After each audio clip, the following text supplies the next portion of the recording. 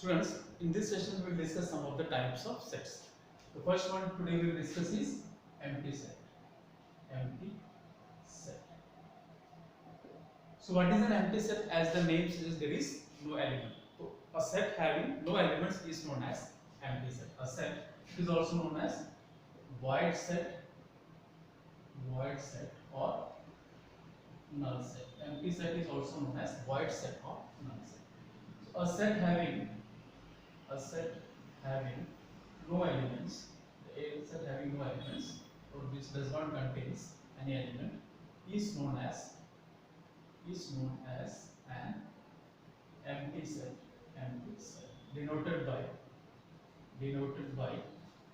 phi. Empty set is denoted by phi or denoted by this phi. So any set that does not contain any element, that is known as a empty set. So when does we get such type of conditions? When there is no element. Suppose I am writing first example, a is equal to x such that x is greater than 5 and x is less than 2. Suppose you need to write this at x such that x is greater than 5 and x is less than 2 and x belongs to n. So are there any natural number that is greater than 5 and less than 2? There is nothing. That means it is an a is equals to, we can write a is equals to 5. Similarly, if I am writing a is equal to x such that x is a even prime number greater than 2. Suppose you need to write even prime number greater than 2. So is there any prime number which is even and which is greater than 2? No, there is no number, because 2 is the only even prime number. That means this set also does not contains any elements. That means it is an empty set. So is it clear what is an empty set? Next we will discuss finite and infinite set. Finite and infinite sets. First one is finite set. So what is a finite set? A set having a finite number of elements. What is a finite set? A set having finite number of elements is known as a finite set. So any set that contains a finite number of elements is known as a finite set. So what are the examples of a finite set? You can say that set of vowels. The example is set of vowels and set of natural numbers, number less than 10. We can write that set of natural number less than 10. Then we can write set of solutions of equation x square plus 5x plus 6 is equals to 0. So all these are examples of finite set. That means the set having a finite number of elements is known as a finite set. So the next one is infinite set. Second one is infinite set. So again, what is the meaning of infinite? Any set that has infinite number of elements. A set having infinite number of elements are known as infinite set.